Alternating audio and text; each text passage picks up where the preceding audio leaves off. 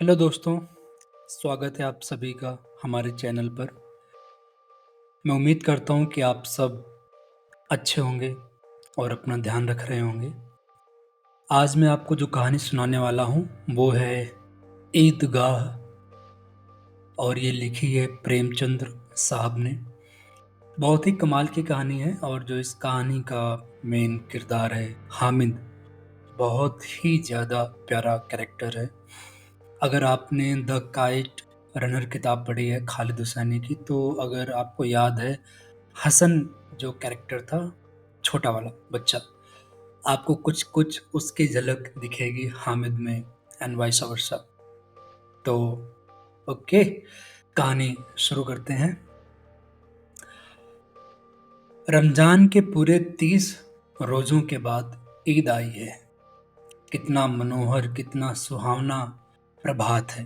प्रभात मतलब सुबह है। वृक्षों पर अजीब हरियाली है, खेतों में कुछ अजीब रौनक है, आसमान पर कुछ अजीब लालिमा है। आज का सूर्य देखो, कितना प्यारा, कितना शीतल है, मानो संसार को ईद की बधाई दे रहा है। गांव में कितनी हलचल है, ईदगाह जाने की तैयारियां हो रही हैं। किसी के कुर्ते में बटन नहीं है तो पड़ोस के घर में सुई धागा लेने दौड़ा जा रहा है। किसी के जूते कड़े हो गए हैं तो उनमें तेल डालने के लिए तेली के घर भागा जाता है। तेली एक जात होती थी, पहले के टाइम पे बोले या फिर गांव में अभी भी होती है, जो लोग तेल का काम करते हैं, तेल निकालते हैं, तेल का इस्तेमाल वाला काम करते हैं। किसी वाहन में तेल लगाना, ग्रीस डालना, वो सारे काम पहले के टाइम पे। खैर, किसी के जूते कड़े हो गए हैं, उनमें तेल डालने के लिए तेली के घर भागा जाता है। जल्दी जल्दी बैलों को सानी पानी दे दे। सानी पानी दे दे मतलब चारा दे दें, चारा और पानी दे दें बैलों को। ईदगाह से लौटते लौटते दोपहर हो जाएगी। 3 कोस का पैदल रास्ता, फिर सैकड़ों आदमियों से मिलना भेंटना। दोपहर के पहले लौटना असंभव है। लड़के सबसे ज्यादा प्रसन्न हैं। किसी ने एक रोजा रखा है, वो भी दोपहर तक, किसी ने वो भी नहीं रखा, लेकिन ईदगाह जाने की खुशी उनके हिस्से की चीज है। रोजे बड़े बूढ़ों के लिए होंगे, उनके लिए तो ईद है। रोज ईद का नाम रटते थे, आज वो आ गई। अब जल्दी पड़ी है कि लोग ईदगाह क्यों नहीं चलते। इन्हें गृहस्थी की चिंताओं से क्या प्रयोजन। सेवैयों के लिए दूध और शक्कर घर में है या नहीं, इनकी बला से। ये तो सेवैयां खाएंगे। वो क्या जाने कि अब्बाजान क्यों बदहवास चौधरी कायम अली के घर दौड़े जा रहे हैं। उन्हें क्या खबर कि चौधरी आज आंखें बदल ले तो ये सारी ईद मुहर्रम हो जाए। उनकी अपनी जेबों में तो कुबेर का धन भरा हुआ है। बार बार जेब से अपना खजाना निकाल कर गिनते हैं और खुश होकर फिर रख लेते हैं। ये सारी जो बात थी, पीछे की 3-4 बातें थी, ये थी एक POV, point of view from parents, guardian perspective के। बच्चे तो धमा चौकड़ी बनाए हुए हैं कि भाई ईदगाह जाएंगे, मज़े करेंगे, सेवइयाँ खाएंगे, लेकिन जो घर की अ, व्यवस्था है उसके बारे में कौन सोचेगा, है ना। और ये कहानी का जो पूरा कॉन्टेक्स्ट है वो है एक जो गांव होते हैं और ये कहानी पुरानी है, वही प्रेमचंद्र की जो कहानियां होती हैं 90s और 1900 के अराउंड की कहानियां हैं ये। खैर, वापस कहानी में आते हैं। महमूद गिनता है, 1, 2, 10, 12, उसके पास 12 पैसे हैं।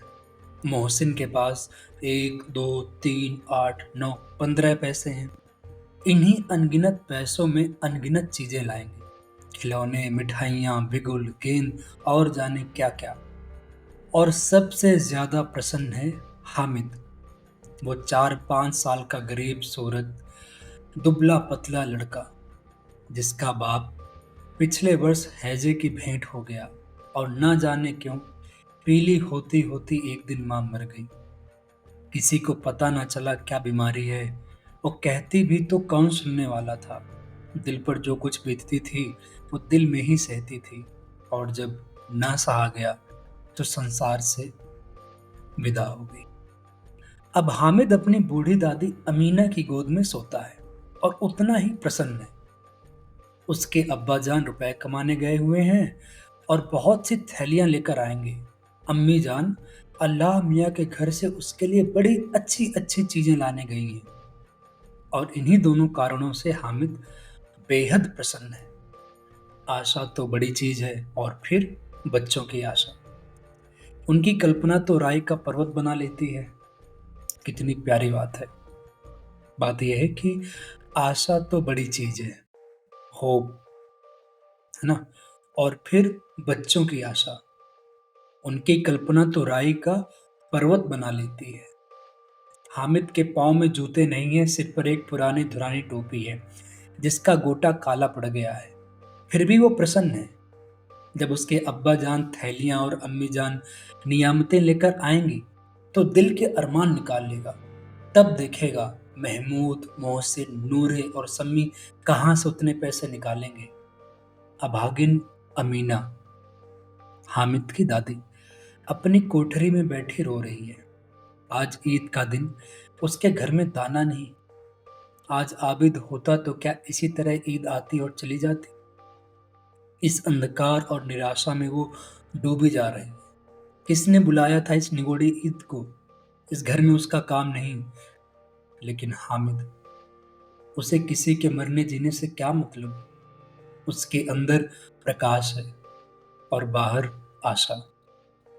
विपत्ति अपना सारा दलबल लेकर आए, लेकिन हामिद की आनंद भरे चितवन उसका विध्वंस कर देगी।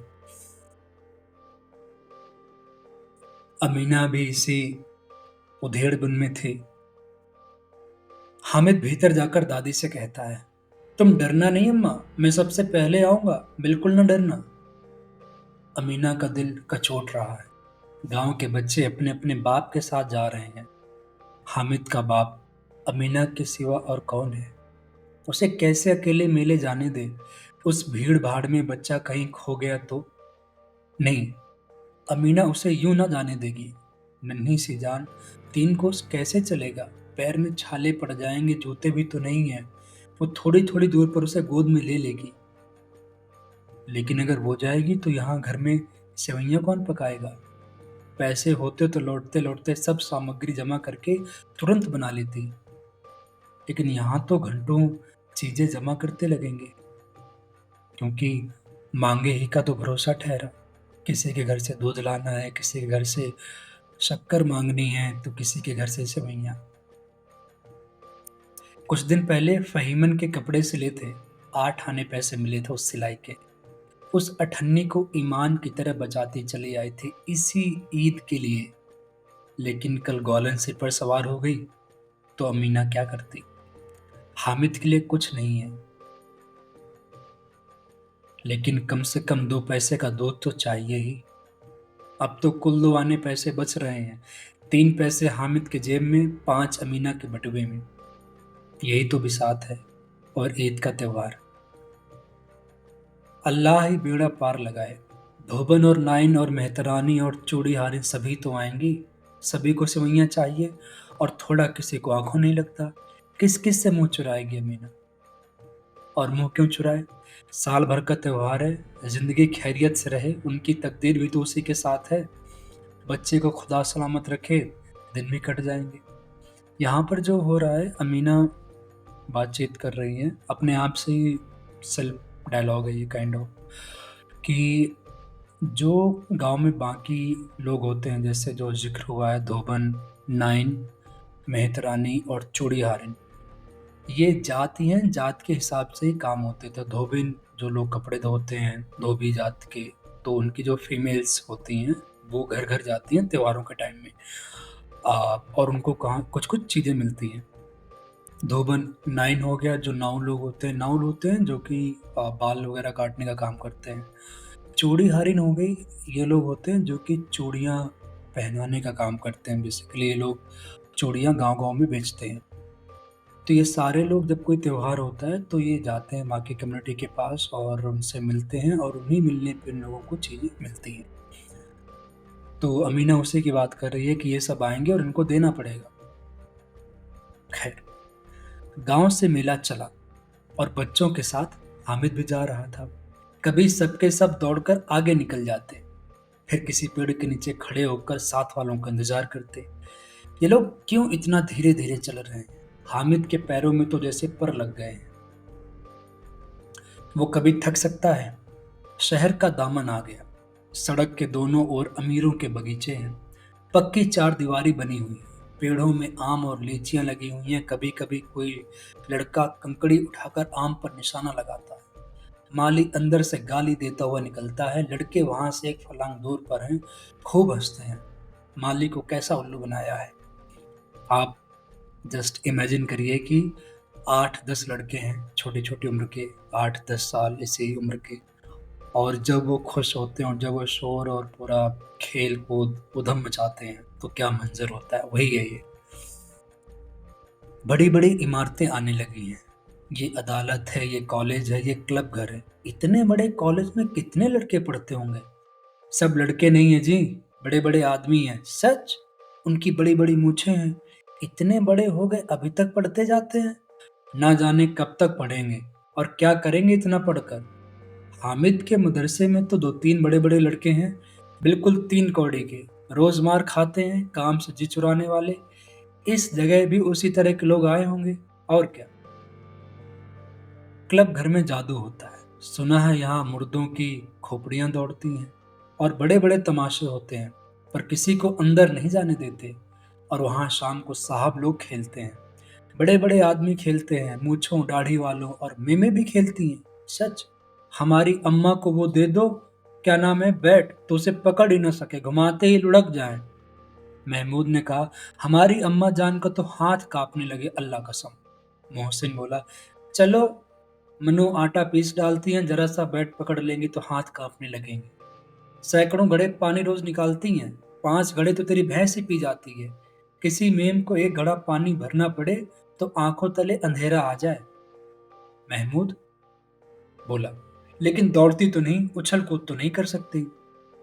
मोहसिन कहता है, हाँ, उछल कूद तो नहीं कर सकती, लेकिन उस दिन मेरी गाय खुल गई थी और चौधरी के खेत में जा पड़ी थी। अम्मा इतना तेज दौड़े कि मैं भी उन्हें ना पा सका। सच में। ये सारी बातचीत जो है, ये उन्हीं बच्चों की अपनी अपनी बातचीत कर रहे हैं कि भाई यहाँ पे क्लब में क्या होता है, कॉलेज में कौन क्या पढ़ता है, कैसे क्या होता है। और फिर कंपेयर करते हैं कि अगर अपनी दादी अम्मा को बैट पकड़ा दे तो क्या होगा वो। वही सारी बातें हैं। सब अपने अपने पर्सपेक्टिव वहाँ पे प्रेजेंट कर रहे हैं। आगे चले। हलवाइयों की दुकानें शुरू हो गई। मतलब मेला नजदीक आ गया है। ध्यान से सुनिएगा। आज खूब सजी हुई हैं। इतनी मिठाइयाँ कौन खाता है। देखो ना, एक एक दुकान पर मनो होंगे। मन में होते हैं। एक मन में 8 धड़ी, और धड़ी है 5 किलो। तो दैट मीन्स कि टोटल 8 इंटू 5 40 केजी। एक एक दुकान पर मनो होंगे। सुना है रात को जिन्नात आकर खरीद ले जाते हैं। अब्बा कहते हैं कि आधी रात को एक आदमी हर दुकान पर जाता है और जितना माल बचा होता है वो तुलवा लेता है और सचमुच के रुपए देता है, बिल्कुल ऐसे ही रुपए। हामिद को यकीन ना आया। ऐसे रुपए जिन्नात को कहाँ से मिल जाएंगे। मोहसिन ने कहा, जिन्नात को रुपए की क्या कमी। जिस खजाने में चाहें चले जाएं, लोहे के दरवाजे तक उन्हें नहीं रोक सकते जनाब। आप हैं किस फेरे में। हीरे जवाहरात तक उनके पास रहते हैं। जिससे खुश हो जाएं उसे टोकरों जवाहरात दे दिए। अभी यहीं बैठे हैं, 5 मिनट में कलकत्ता पहुंच जाएं। हामिद ने फिर पूछा, जिन्नात बहुत बड़े बड़े होते हैं। मोहसिन, एक एक आसमान के बराबर होता है जी। जमीन पर खड़ा हो जाए तो उसका सिर आसमान से जा लगे, मगर चाहे तो एक लोटे में घुस जाए। हामिद बोलता है, लोग उन्हें कैसे खुश करते होंगे। कोई मुझे ये मंत्र बता दे तो एक दिन को मैं भी खुश कर लूं। मोहसिन कहता है, अब ये तो मैं नहीं जानता, लेकिन चौधरी साहब के काबू में बहुत से जिन्नात हैं। कोई चीज चोरी हो जाए, चौधरी साहब उसका पता लगा लेंगे और चोर का नाम भी बता देंगे। जुमेराती का बछवा उस दिन खो गया था। 3 दिन हैरान हुए, कहीं न मिला। तब झक मारकर चौधरी के पास गए। चौधरी ने तुरंत बता दिया, मवेशी खाने में है, और वहीं मिला। जिन्नात आकर उन्हें सारे जहान की खबर दे जाते हैं। अब उसकी समझ में आ गया कि चौधरी के पास इतना क्यों धन है और क्यों उनका इतना सम्मान है। बच्चे आगे चले। ये पुलिस लाइन है। यहीं सब कांस्टेबल कवायद करते हैं। रेटन फाय को रात को बेचारे घूम घूम कर पहरा देते हैं, नहीं चोरियां हो जाएं। मोहसिन ने प्रतिवाद किया, ये कांस्टेबल पहरा देते हैं। तभी तुम बहुत जानते हो अजी हजरत, ये चोरी कराते हैं। शहर के जितने चोर डाकू हैं सब इनसे मिले रहते हैं। रात के लोग चोरों से तो कहते हैं चोरी करो, और आप दूसरे मोहल्ले में जाकर कहते हैं जागते रहो पुकारते हैं। जब भी इन लोगों के पास इतने रुपए आते हैं। मेरे मामू एक थाने में कांस्टेबल हैं, 20 रुपए महीना पाते हैं, लेकिन 50 रुपए घर भेजते हैं। अल्लाह कसम, मैंने एक बार पूछा था कि मामू आप इतने रुपए कहाँ से पाते हैं? हंसकर कहने लगे, बेटा अल्लाह देता है। फिर आप ही बोले, हम लोग चाहें तो एक दिन में लाखों मार खाएं। हम तो इतना ही लेते हैं जिसमें अपनी बदनामी ना हो और नौकरी न चली जाए। हामिद ने पूछा, ये लोग चोरी करवाते हैं तो कोई इन्हें पकड़ता नहीं? मोहसिन उसकी नादानी पर दया दिखाकर बोला, अरे पागल, इन्हें कौन पकड़ेगा? पकड़ने वाले तो ये लोग खुद हैं, लेकिन अल्लाह इन्हें सजा भी खूब देता है। हराम का माल हराम में जाता है। थोड़े ही दिन हुए मामू के घर में आग लग गई, सारी लेई पूंजी जल गई, एक बर्तन तक ना बचा। कई दिन पेड़ के नीचे सोए, अल्लाह कसम पेड़ के नीचे। फिर न जाने कहां से 100 कर्ज लाए तो बर्तन भांडे आए। हामिद कहता है, 100 तो 50 से ज्यादा होते हैं। कहाँ 50, कहाँ 100? 50 एक थैली भर होता है, और 100 तो 2 थैलियों में भी ना है। आप समझिए कि बच्चे क्या बातचीत कर रहे हैं कि 50 और 100 में कितना फर्क है। आगे बढ़ते हैं। अब बस्ती घनी होने लगी। ईदगाह जाने वालों की टोलियां नजर आने लगी, एक से एक भड़कीले वस्त्र पहने हुए। कोई इक्के तांगे पर सवार, कोई मोटर पर, सभी इत्र में बसे, सभी के दिलों में उमंग। ग्रामीणों का यह छोटा सा दल अपनी विपन्नता से बेखबर, संतोष और धैर्य में मगन चला जा रहा था। बच्चों के लिए नगर की सभी चीजें अनोखी थीं। जिस चीज की ओर ताकते ताकते ही रह जाते, और पीछे से बराबर हॉर्न की आवाज होने पर भी न चेतते।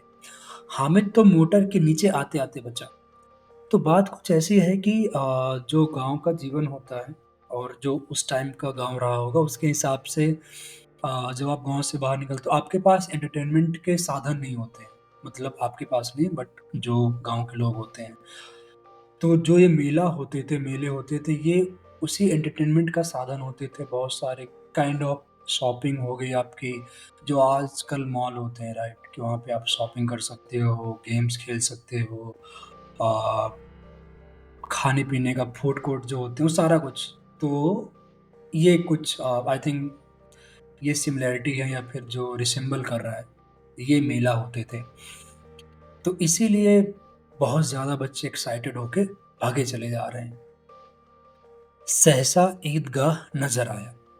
ऊपर इमली के घने वृक्षों की छाया है, नीचे पक्का फर्श है जिस पर जाजिम बिछा हुआ है। जाजिम बोले तो कालीन। कालीन होता है जो कि कारपेट होती है, एक मोटी होती है, थोड़ी सी रिलेटिवली मोटी होती है कारपेट, एंड देन उसमें कुछ कढ़ाई होती है, तो उसी को कालीन बोलते हैं। हाँ, तो नीचे पक्का फर्श है जिस पर जाजिम बिछा हुआ है, और रोजेदारों की पंक्तियां एक के पीछे एक न जाने कहां तक चली गई हैं। पक्के जगत के नीचे तक जहां जाजिम भी नहीं है।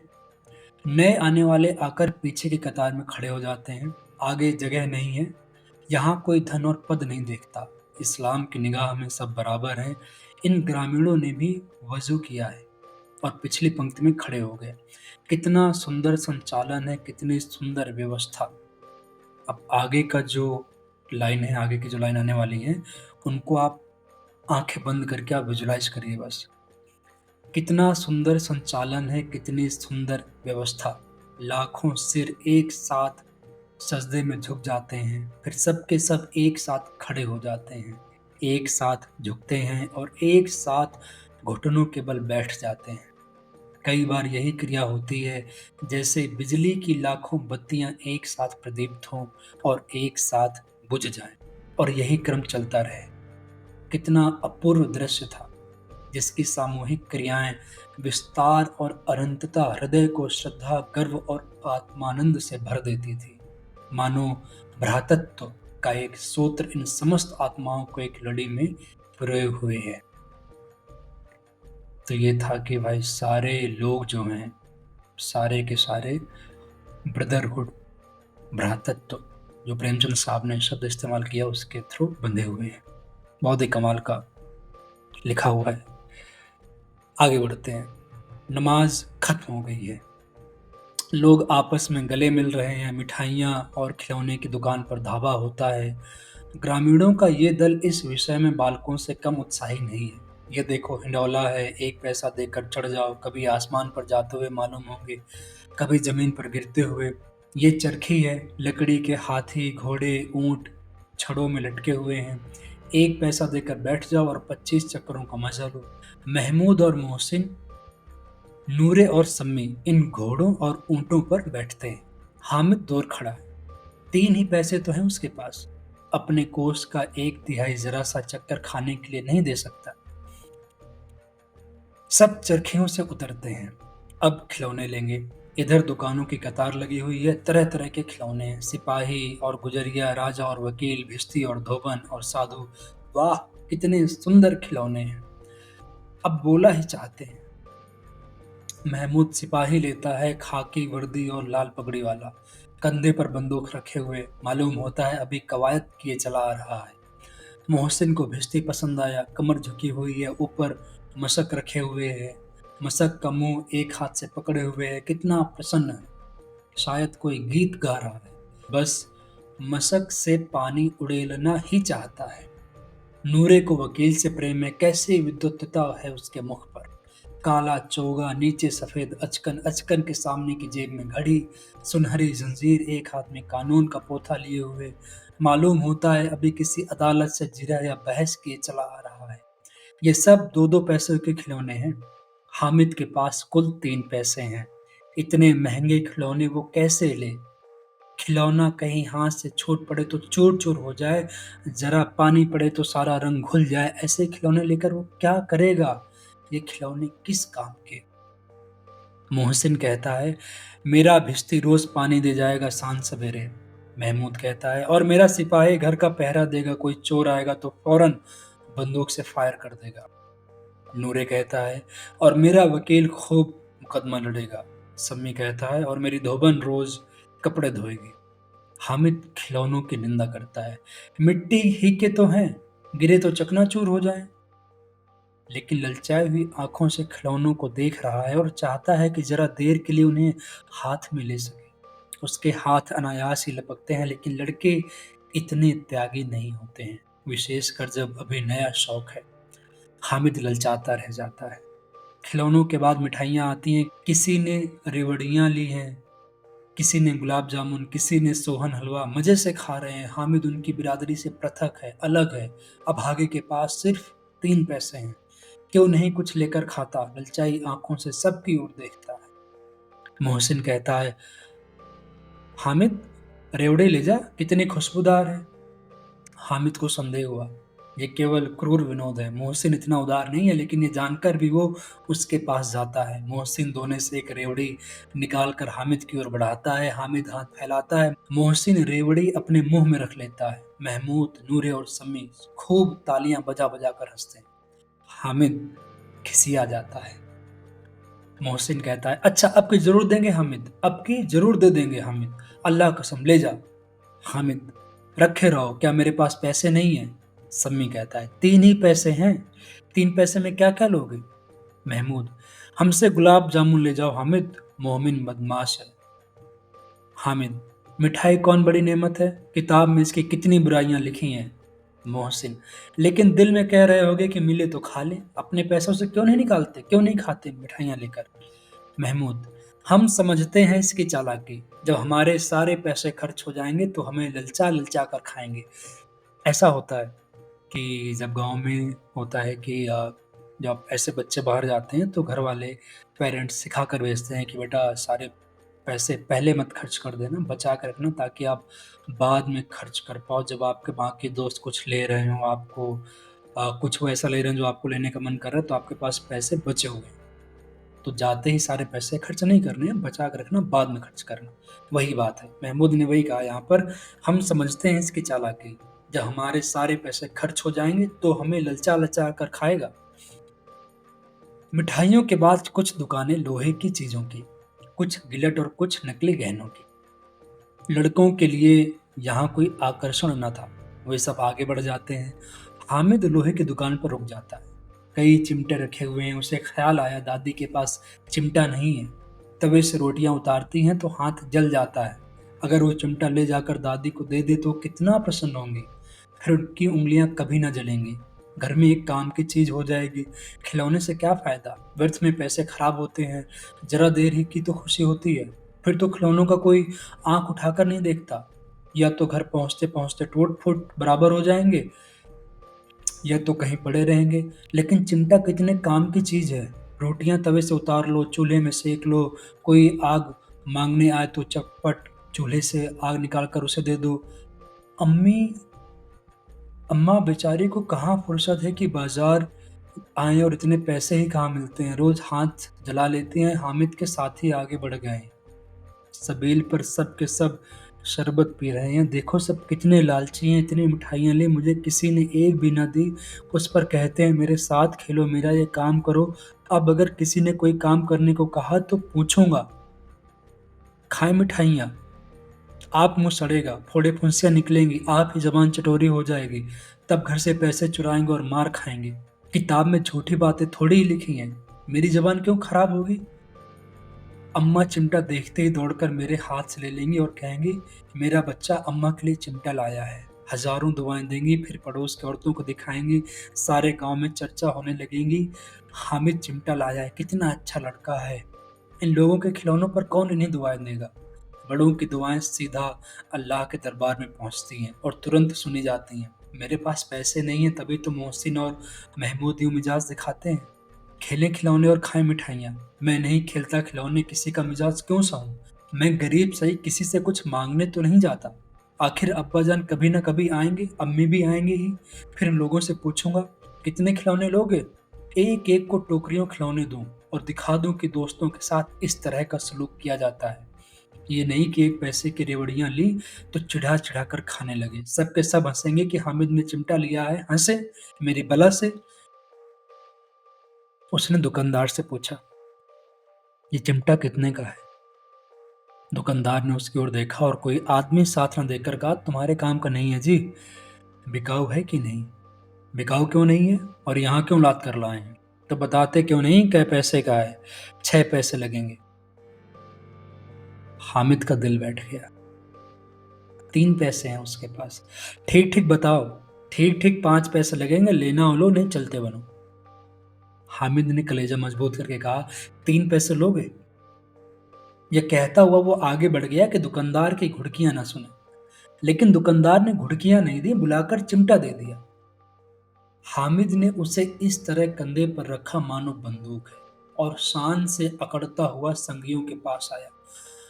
जरा सुने तो सबके सब क्या क्या आलोचनाएं करते हैं। मतलब कमाल की बात है। हामिद ने जो भी पूरा उसका जो उसकी एक मनोदशा थी ऊपर जो पूरा डिस्क्राइब किया गया है कितना कमाल का था। एंड देन फिर इस मोमेंट पे यहाँ पर अपने दोस्तों के पास जाना और इस बात के बारे में अवेयर होना कि वो क्या क्या आलोचनाएं करेंगे, है ना, क्रिटिसाइज करेंगे वो, उसके लिए प्रिपेयर्ड होकर जाना बहुत कमाल की बात है। ये मतलब कि आजकल तो बड़े बड़े लोग परेशान हो जाते हैं कि भाई ये क्या कहेगा वो क्या कहेगा। हामिद यहाँ पे 5 साल का बच्चा सीधा जा रहा है यहाँ बोलो क्या है। कमाल की बात है भाई, बहुत प्यारा। मोहसिन ने हंसकर कहा ये चिमटा क्यों लाए पगले, इसे क्या करेगा। हामिद ने चिमटे को जमीन पर पटक कर कहा जरा अपना भिश्ती जमीन पर गिरा दो, सारी पसलियां चूर चूर हो जाएंगी बच्चों की। महमूद बोला तो ये चिमटा कोई खिलौना है। हामिद खिलौना क्यों नहीं है, अभी कंधे पर रखा बंदूक हो गई, हाथ में ले लिया फकीरों का चिमटा हो गया। चाहूं तो इसे मजीरे का काम ले सकता हूँ, एक चिमटा जमा दूं तो तुम लोगों के सारे खिलौनों की जान निकल जाए। तुम्हारे खिलौने कितना ही जोर लगाएं, मेरे चिमटे का बाल भी बांका नहीं कर सकते। मेरा बहादुर शेर है मेरा चिमटा। सम्मी ने खंजरी ली थी, प्रभावित होकर बोला मेरी खंजरी से बदलोगे, 2 आने की है। खंजरी मतलब ढपली जो होती है बजाने वाली छोटी सी। हामिद ने खंजरी की ओर उपेक्षा से देखा। मेरा चिमटा चाहे तो तुम्हारी खंजरी का पेट फाड़ डाले, बस एक चमड़े की झिल्ली लगा दो, ढप ढप बोलने लगे। जरा सा पानी लग जाए तो खत्म हो जाए। मेरा बहादुर चिमटा आग में, पानी में, आंधी में, तूफान में बराबर डटा खड़ा रहेगा। चिमटे ने सबको मोहित कर लिया, लेकिन अब पैसे किसके पास धरे हैं। फिर मेले से दौड़ निकल आए हैं। 9 कब के बज गए, धूप तेज हो रही है, घर पहुंचने की जल्दी हो रही है। बाप से जिद भी करें तो चिमटा नहीं मिल सकता। हामिद है बड़ा चालाक, इसीलिए बदमाश ने अपने पैसे बचा रखे थे। अब बालकों के दो दल हो गए थे। मोहसिन, महमूद, सम्मी और नूरे एक तरफ हैं, हामिद अकेला दूसरी तरफ। शास्त्रार्थ हो रहा है। सम्मी तो विधर्मी हो गया, दूसरे पक्ष से जा मिला, लेकिन मोहसिन, महमूद और नूरे भी हामिद से एक एक दो दो साल बड़े होने पर भी हामिद के आघातों से आतंकित हो उठे। उसके पास न्याय का बल है और नीति की शक्ति। एक और मिट्टी है, दूसरी ओर लोहा, जो इस वक्त अपने को फौलाद कह रहा है। वो अजय है, घातक है। अगर कोई शेर आ जाए तो मियाँ भिश्ती के छक्के छूट जाएं, मियाँ सिपाही मिट्टी की बंदूक छोड़कर भागे, वकील साहब की नानी मर जाए, चौगे में मुंह छिपाकर जमीन पर लेट जाए, मगर ये चिमटा, ये बहादुर, ये रुस्तमे हिंद लपक कर शेर की गर्दन पर सवार हो जाएगा और उसकी आंखें निकाल लेगा। मोहसिन ने एड़ी चोटी का जोर लगाकर कहा, अच्छा पानी तो नहीं भर सकता। हामिद ने चिमटे को सीधा खड़ा करके कहा, भिश्ती को एक डांट बताएगा तो दौड़ा हुआ पानी लाकर उसके द्वार पर छिड़कने लगेगा। मोहसिन परास्त हो गया, पर महमूद ने कुमुक पहुंचाई, अगर बच्चा पकड़ जाए तो अदालत में बंधे बंधे फिरेंगे, तब तो वकील साहब के पैरों पड़ेंगे। हामिद इस प्रबल तर्क का जवाब न दे सका। उसने पूछा, हमें पकड़ने कौन आएगा। नूरे ने अकड़ कर कहा, ये सिपाही बंदूक वाला। हामिद ने मुंह चढ़ाकर कहा, ये बेचारे हम बहादुर रुस्तमे हिंद को पकड़ेंगे। अच्छा लाओ, अभी जरा कुश्ती हो जाए, इसकी सूरत देखकर दूर से भागेंगे, पकड़ेंगे क्या बेचारे। मोहसिन को एक नई चोट सूझ गई। तुम्हारे चिमटे का मुंह रोज आग में जलेगा। उसने समझा था कि हामिद लाजवाब हो जाएगा, लेकिन ये बात ना हुई। हामिद ने तुरंत जवाब दिया, आग में बहादुर ही कूदते हैं जनाब। तुम्हारे ये वकील, सिपाही और भिश्ती लेड़ियों की तरह घर में घुस जाएंगे। आग में कूदना वो काम है जो रुस्तमे हिंद ही कर सकता है। महमूद ने जोर लगाया, वकील साहब कुर्सी मेज में बैठेंगे, तुम्हारा चिमटा तो बावर्ची खाने में जमीन पर पड़ा रहेगा। इस तर्क ने सम्मी और नूरे को भी सजीव कर दिया। कितने ठिकाने की बात कही है पट्टे ने। चिमटा बावर्ची खाने में पड़ा रहने के सिवा और क्या कर सकता है। हामिद को कोई भड़कता हुआ जवाब न सूझा, तो उसने धांधली शुरू की, मेरा चिमटा बावर्ची खाने में नहीं रहेगा। वकील साहब कुर्सी पर बैठेंगे तो जाकर उन्हें जमीन पर पटक देगा, उनका कानून उनके पेट में डाल देगा। बात कुछ बनी नहीं, खांसी की गाल गलौज थी, लेकिन कानून को पेट में डालने वाली बात छा गई। ऐसी छा गई कि तीनों सुरमा मुंह ताकते रह गए, मानो कोई धेलचा कनकौवा किसी गंडे वाले कनकौवे को काट गया हो। कानून मुंह से बाहर निकलने वाली चीज है, उसको पेट के अंदर डाल दिया जाना बेतुकी सी बात होने पर भी कुछ नयापन रखती है। हामिद ने मैदान मार लिया। उसका चिमटा रुस्तमे हिंद है। अब इसमें मोहसिन, महमूद, नूरे, सम्मी किसी को भी आपत्ति नहीं हो सकती। विजेता को हारने वालों से जो सत्कार मिलना स्वाभाविक है, वो हामिद को भी मिला। औरों ने 3-3, 4-4 आने पैसे खर्च किए, पर कोई काम की चीज ना ले सके। हामिद ने 3 पैसे में रंग जमा लिया। सच ही तो है, खिलौनों का क्या भरोसा, टूट फूट जाएंगे। हामिद का चिमटा तो बना रहेगा बरसों।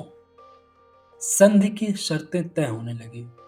मोहसिन ने कहा, जरा अपना चिमटा दो, हम भी देखें, तुम हमारी भिश्ती लेकर देखो। महमूद और नूरे ने भी अपने अपने खिलौने पेश किए। हामिद को इन शर्तों को मानने में कोई आपत्ति न थी। चिमटा बारी बारी से सबके हाथ में गया और उनके खिलौने बारी बारी से हामिद के हाथ में आए। इतने खूबसूरत खिलौने। हामिद ने हारने वालों के आंसू पोंछे, मैं तुम्हें चिढ़ा रहा था सच। ये चिमटा भला इन खिलौनों की क्या बराबरी करेगा, मालूम होता है। अब बोले, अब बोले। लेकिन मोहसिन की पार्टी को इस दिलासे से संतोष नहीं होता। चिमटे का सिक्का खूब बैठ गया है, चिपका हुआ टिकट अब पानी से नहीं छूट रहा। मोहसिन लेकिन इन मोहसिन कहता है, लेकिन इन खिलौनों के लिए कोई हमें दुआ तो ना देगा। महमूद कहता है, दुआ को लिए फिरते उल्टे मार न पड़े, अम्मा जरूर कहेंगे कि मेले में यही मिट्टी के खिलौने मिले। हामिद को स्वीकार करना पड़ा कि खिलौनों को देखकर किसी की माँ इतनी खुश ना होगी जितनी दादी चिमटे को देखकर होगी। 3 पैसों ही में तो उसे सब कुछ करना था और उन पैसों के इस उपयोग पर पछतावे की बिल्कुल जरूरत न थी। फिर अब तो चिमटा रुस्तमे हिंद है और सभी खिलौनों का बादशाह। रास्ते में महमूद को भूख लगी। उसके बाप ने केले खाने को दिए। महमूद ने केवल हामिद को साझी बनाया। उसके अन्य मित्र मुंह ताकते रह गए। ये उस चिमटे का प्रसाद था। 11 बजे गांव में हलचल मच गई। मेले वाले आ गए, मेले वाले आ गए, मेले वाले आ गए। मोहसिन की छोटी बहन ने दौड़कर भिश्ती उसके हाथ से छीन लिया और मारे खुशी के जा उछले तो मियाँ भिश्ती नीचे आ रहे और सुरलोक सिधार गए। इस पर भाई बहन में मारपीट हुई। दोनों खूब रोए। उनकी अम्मा कर बिगड़ी और दोनों को ऊपर से 2-2 चाटे और रशीद की। मियाँ नूरे के वकील का अंत उनके प्रतिष्ठानुकूल इससे ज्यादा गौरव में हुआ। वकील जमीन पर या ताक पर तो नहीं बैठ सकता, उसकी मर्यादा का विचार तो करना ही होगा। दीवार में खोटियां गाड़ी गई, उन पर लकड़ी का एक पटरा रखा गया, पटरे पर कागज का कालीन बिछाया गया। वकील साहब राजा भोज की भांति सिंहासन पर विराजे। नूरे ने उन्हें पंखा झलना शुरू किया। अदालतों में खस की टट्टियां और बिजली के पंखे रहते हैं, क्या यहाँ मामूली पंखा भी ना हो? कानून की गर्मी दिमाग पर चढ़ जाएगी कि नहीं? बांस का पंखा आया और नूरे हवा करने लगा। मालूम नहीं पंखे की हवा से या पंखे की चोट से वकील साहब स्वर्ग लोक से मृत्यु लोक में आ रहे और उनका माटी का चोला माटी में मिल गया। फिर बड़े जोर शोर से मातम हुआ और वकील साहब की अस्थि घोर में डाल दी गई। घोर बोलते हैं गांव में जब जो गोबर होता है, गोबर को एक जगह पे डंप करते रहते हैं, कुमला के बोलते हैं घोर।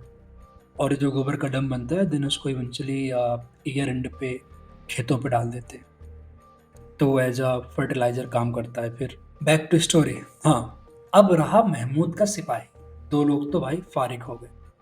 आता है सिपाही। उसे चटपट गांव का पहरा देने का चार्ज मिल गया। लेकिन पुलिस का सिपाही कोई साधारण व्यक्ति तो है नहीं जो अपने पैरों पर चले। वो पालकी पर चलेगा। एक टोकरी आई, उसमें कुछ लाल रंग के फटे पुराने चिथड़े बिछाए गए जिसमें सिपाही साहब आराम से लेटे। नूरे ने ये टोकरी उठाई और अपने द्वार का चक्कर लगाने लगा। उनके दोनों छोटे भाई सिपाही की तरह से छोने वाले जागते लहो, छोने वाले जागते लहो पुकारते चलते हैं। मगर रात तो अंधेरी ही होनी चाहिए।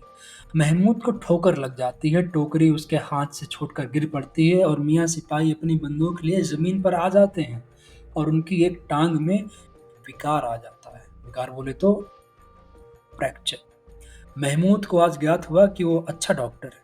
उसको ऐसा मरहम मिला जिससे वो टूटी टांग को आनन फानन में जोड़ सकता है। केवल गूलर का दूध चाहिए।